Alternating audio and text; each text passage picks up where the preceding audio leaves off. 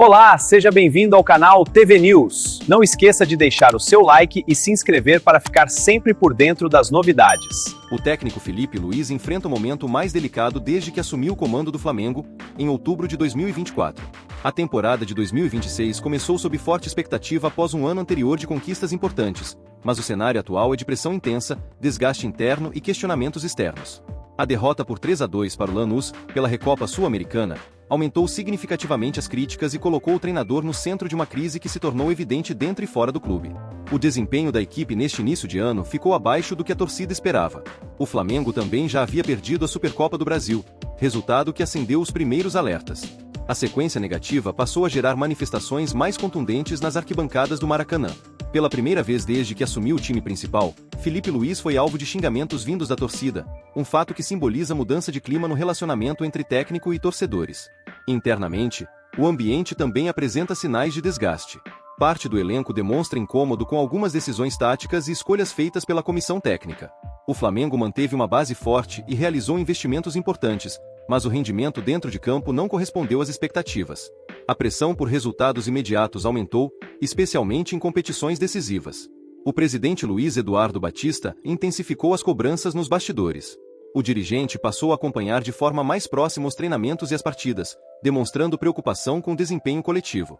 Existe a possibilidade de reuniões para discutir ajustes estratégicos e buscar soluções rápidas para interromper a sequência negativa. Apesar disso, o departamento de futebol ainda mantém confiança no trabalho do treinador e acredita que ele tem capacidade para reverter o cenário atual. Outro fator que contribuiu para o desgaste foi o processo de renovação contratual. As negociações demoraram mais do que o previsto e houve momentos de incerteza quanto à continuidade do treinador. Embora o acordo tenha sido concluído, a demora gerou desconforto e alimentou especulações sobre a estabilidade do comando técnico. A pressão externa ganhou força principalmente após a derrota na Recopa Sul-Americana. O resultado foi considerado um ponto de inflexão na temporada. O Flamengo apresentou dificuldades defensivas e pouca consistência ao longo da partida, fatores que passaram a ser discutidos com maior intensidade por analistas e torcedores. O momento delicado faz com que cada jogo tenha peso ainda maior no planejamento da temporada. O Campeonato Carioca surge como uma oportunidade importante para o Flamengo tentar recuperar confiança e credibilidade. Um título estadual poderia aliviar parte da tensão acumulada e oferecer respaldo ao treinador. Por outro lado, um novo tropeço ampliaria as dúvidas sobre o trabalho desenvolvido até aqui.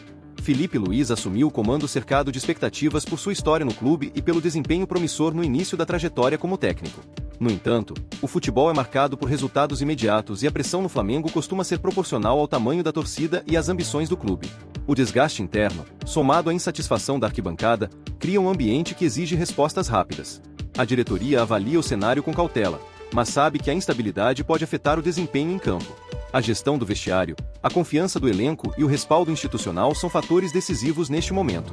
O treinador precisa reencontrar equilíbrio tático, melhorar o rendimento coletivo e recuperar a sintonia com a torcida. O Flamengo vive um período determinante na temporada. A capacidade de reação nas próximas partidas pode definir o rumo do trabalho de Filipe Luís e influenciar diretamente o ambiente no clube. A pergunta que permanece é clara. Você acredita que Filipe Luís conseguirá superar essa crise e recuperar a confiança da torcida e da diretoria? Deixe seu comentário. Nesta quinta-feira, 26 de fevereiro de 2026, durante a partida entre Santos e Vasco válida pela quarta rodada do Campeonato Brasileiro, o atacante Neymar protagonizou um momento de grande polêmica ao chamar o volante vascaíno Thiago Mendes de um babaca. O episódio ocorreu ainda no primeiro tempo do duelo disputado na Vila Belmiro, em Santos, e gerou repercussão imediata no ambiente esportivo. A confusão teve início em uma disputa entre os dois jogadores no gramado, quando Neymar e Thiago Mendes se estranharam em uma jogada.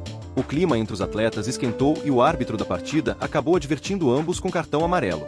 No intervalo do jogo, Neymar foi entrevistado na beira do campo e comentou com clareza sobre o ocorrido. Ele disse que a postura do adversário havia sido provocativa e declarou de forma incisiva: sempre ele que arruma confusão, quer dar uma de machão, é sempre assim. Com todo respeito, é um babaca. O camisa 10 do Santos também relembrou um episódio antigo envolvendo os dois, quando atuavam no futebol francês. Na ocasião, Thiago Mendes, então jogador de Lyon, aplicou uma entrada dura que lesionou o tornozelo de Neymar durante um jogo contra o Paris Saint-Germain, clube em que o atacante jogava na época. O lance foi tão marcado que Neymar saiu do campo de maca, visivelmente dolorido, e Thiago Mendes acabou expulso da partida após revisão do lance pelo vídeo. Naquele episódio, o jogador vascaíno chegou a pedir desculpas publicamente, dizendo que não tinha intenção de machucar o rival. No confronto desta quinta-feira, Neymar criticou novamente o volante ao afirmar que ele havia prometido feri-lo mais uma vez. Neymar disse: "Ele me quebrou uma vez no PSG e me prometeu hoje. Vamos ver se é homem suficiente para me quebrar de novo." A declaração aumentou ainda mais o tom da polêmica, reacendendo uma rivalidade que já existe há alguns anos entre os dois atletas. Thiago Mendes, em resposta após o jogo, afirmou que a discussão aconteceu por conta da comemoração do gol de Neymar.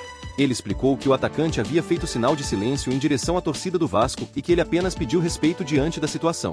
Thiago ressaltou que, na visão dele, tratava-se de algo normal no futebol, um esporte de contato, mas que Neymar teria o desrespeitado nessa situação.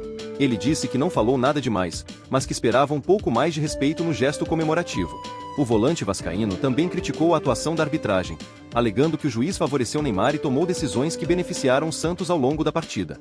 Ele afirmou que o jogo foi praticamente comandado pelo atacante santista e que muitas vezes as marcações pareciam favorecer o camisa 10 do Santos, mas que, ainda assim, era preciso levantar a cabeça depois da derrota.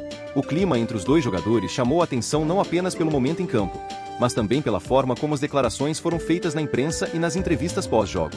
A rivalidade entre Neymar e Thiago Mendes tem sido pauta em encontros anteriores, e o episódio desta quinta-feira acrescenta mais um capítulo a essa história. A vitória do Santos por 2-1 sobre o Vasco ganhou ainda mais destaque por conta do desentendimento e pelas declarações contundentes de Neymar. O resultado positivo no Campeonato Brasileiro e o protagonismo de Neymar no jogo acabaram ofuscados por esse momento de forte discordância e crítica entre os jogadores.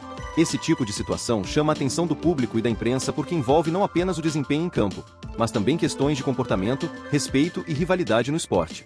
A grande questão que fica agora é sobre como as equipes e os atletas irão administrar essa tensão nos próximos confrontos e se haverá algum tipo de repercussão mais profunda tanto no ambiente de clube quanto junto às torcidas. Opinião: Neymar continua sendo o mesmo rei absoluto do Kaikai que a gente conhece aos 34 anos. Em 2026, o cara ainda rola no gramado como se o campo fosse feito de algodão doce, exagerando cada contato leve como se tivesse levado um atropelamento de um caminhão. O pior nem é a simulação em si, todo mundo sabe que o futebol premia isso às vezes, mas o fato de ele continuar sendo um péssimo ator nesse teatro todo. A cara de dor, o choro instantâneo, as mãos na cabeça parece roteiro de novela mexicana mal ensaiada. Dá pra ver de longe que é atuação, e mesmo assim ele insiste no personagem de vítima eterna. O sorteio das oitavas de final da Champions League 2025-26 foi realizado na manhã desta sexta-feira na sede da UEFA em Nyon, na Suíça, e definiu os confrontos que vão compor a próxima fase da principal competição de clubes do futebol europeu.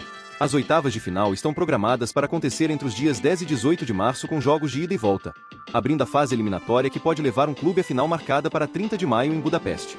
O confronto mais esperado do sorteio colocou frente a frente dois gigantes europeus. Paris Saint-Germain vai enfrentar o Chelsea em uma série que promete equilíbrio e alta intensidade entre duas equipes com investidas ofensivas importantes nesta temporada. Outro duelo que chama atenção reunirá Galatasaray e Liverpool, com o time inglês buscando impor sua tradição em fase eliminatória. Manchester City e Real Madrid vão reeditar uma das rivalidades mais frequentes dos últimos anos na Champions League. Esses dois clubes já se enfrentaram diversas vezes nas fases decisivas nas temporadas anteriores e novamente prometem um duelo técnico e tático de alto nível. No encontro entre clubes alemães e italianos da fase, Atalanta vai medir forças contra o Bayern de Munique, em confronto entre estilos distintos. O Newcastle terá pela frente o Barcelona em um embate que permite expectativas de alternância de posse de bola e profundidade ofensiva. Enquanto isso, Atlético de Madrid encara o Tottenham em um duelo de confrontos quase inéditos em fases avançadas desta competição, com a equipe espanhola buscando se impor dentro de casa. O Bodo Glimt, clube norueguês que surpreendeu ao chegar à fase eliminatória, enfrentará o Sporting de Portugal em busca de uma classificação histórica.